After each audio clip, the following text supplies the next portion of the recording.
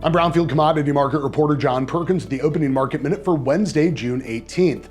Soybeans are lower to start the session, seeing a little bit of profit taking along with some spillover from mostly lower moves this morning in both soybean meal and soybean oil. Not a lot of fresh fundamental news out there really today for any of the major commodities, but the trade continues to keep an eye on what's going on in the broader market along with U.S. development conditions, which do look mostly favorable. Now, many areas are going to see significantly hotter temperatures over the next several days, but it's not expected to last all that long, and many of those areas will also be seeing rainfall. Corn is up, also watching U.S. development conditions, getting ready for the U.S. Energy Information Administration's weekly ethanol numbers out a little bit later today. Weekly export sales numbers are going to be delayed until Friday, with many USDA offices and the markets closed on Thursday for Juneteenth. Chicago and Kansas City wheat are up, keeping an eye on harvest delays for winter wheat in parts of the Midwest and Plains. Minneapolis is mixed, assessing recent rainfall totals in parts of the northern U.S. Plains and the Canadian prairies.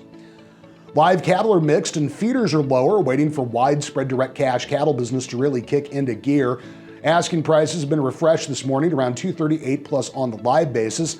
Nothing yet for the dress basis, and at last check there were no bids either. USDA's cattle on feed numbers are out on Friday afternoon.